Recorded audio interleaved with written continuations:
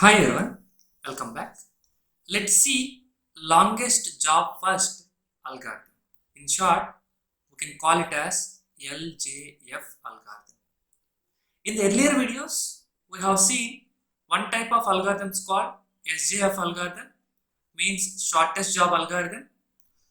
What is the criteria it is going to follow? It will follow burst time and it will work on the factor of the processes which having less burst time among all the process will give priority, right? Hope you have idea about this SJF algorithm. The opposite to this SJF algorithm is longest job first algorithm, means the mode is here non-preemptive.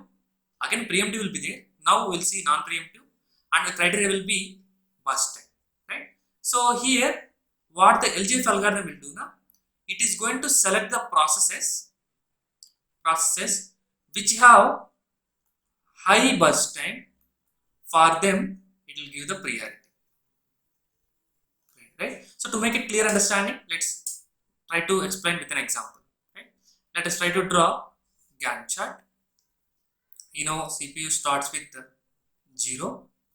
At the time of arrival of 0, what are the processes available for us? P1, right? So P1 will be allocated to the CPU and it will work for 3 units of time. So its completion time will be 3.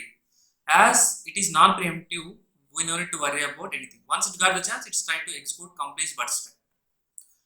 By the completion of 3 units, what are the processes available for us? P2, P3 and P4, right? If I got P2, P3 and P4, which one will execute first? The process which having highest burst time, that will be given priority in the LJF, right? So as 2, 3, 5, 2, 4, 5, which one has the highest priority, highest burst time? 5. So P4 will execute first. For how much time? 5 units of time, that will be 8. Which means P4 is done and P1 is done. Now we are at 8 units of time. By the time of 8 units, what are the processes are available in the ready state? Process 2, 3 and process 5. Out of all these processes, which process having the highest burst time? Process 5 has the highest burst time, that is 6.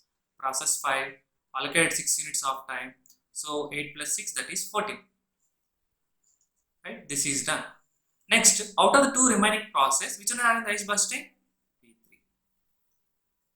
P3 allocated 4 units of time, that is 18. Next, P2 allocated 2 units of burst time, that will be 20. Okay. So with this, all process completed. Right? So this is the Gantt chart for the given requirement. Right? Hope you understood how this LJF algorithm is working. Right?